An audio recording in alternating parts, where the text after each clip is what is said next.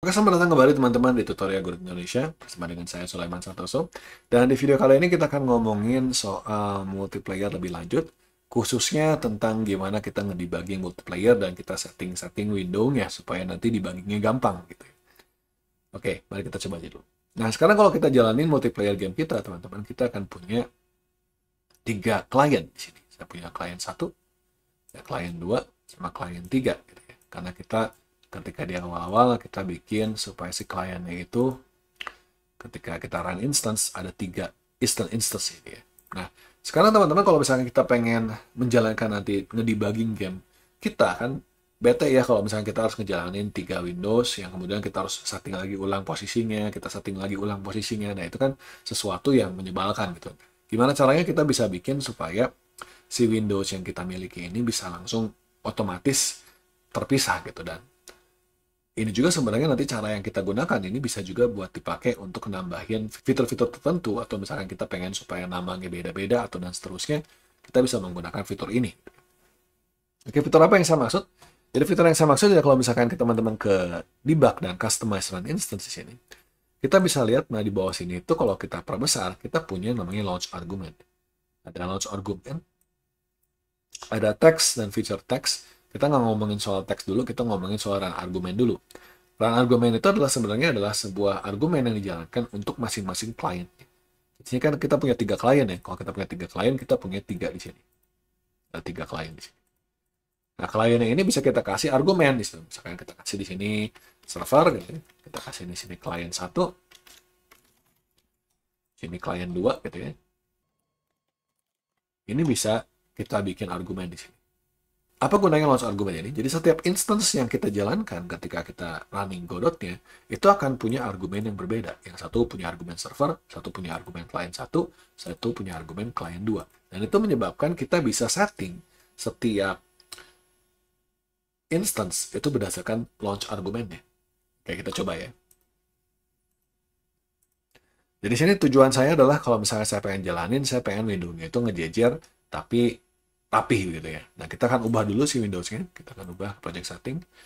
Kita mau perkecil aja window-nya. Di sini 648, kita mau jadi 300 aja deh. 300 jadi misalnya. Jadi kalau kita tampilin besar daripada Windows kita itu ya kurang lebih segede gini. Oke ya, cukup ya. Semuanya masih nempel-nempel begini ya. Nah, kita mau supaya dia terpisah satu sama lain. Kita coba dulu. Nah, tadi kita udah pasang si argumen ya, min server, min client 2 gitu ya. Nah, sekarang kita ceknya itu di function tadi. Jadi kita akan cek, kita panggil if, di sini os, detik get command line argument. Jadi get command line argument ini adalah perintah untuk mengambil si command line yang kita berikan tadi. Kemudian kita bisa kasih titik hash. Nah, kita bisa masukin di sini server. Jadi kalau dia server, kita mau ngapain? Di sini kita akan pasang get window position sama dengan vektor 2. Kita mau kasih berapa ya? Misalkan berapa ya? 100,20 deh. Kita kasih dia 100,20. Nah, kalau kita jalanin, sekarang si window kita ini ada satu yang di atas dan 2 ini masih di posisi yang sama. Nah, kalau begitu teman-teman kita bisa melakukan hal yang sama. 30 kurang pas kayaknya. Kita akan pasang nanti else if get command line kemudian hash client 1. Kita bisa set supaya si Windows itu posisinya juga berubah. Misalkan seperti ini. Dan kita bisa kasih juga else lagi supaya dia berada di bawah. Misalkan seperti itu. Nah, berarti sekarang kalau saya jalanin, dia akan punya tampilan yang sudah terpisah satu sama lain. 1, 2, dan 3. Walaupun ini masih ketutup ya teman-teman. Nah, kalau kita pengen mengubah juga si Windows size-nya, itu juga bisa teman-teman. Jadi selain position daripada Windows-nya, kita bisa panggil si get window ini juga buat nge-setting size-nya. Jadi misalnya kita mau kasih size-nya. 2. Misalkan mau dikasih 200 gitu ya. Kita copy paste saja. Kita menjalanin.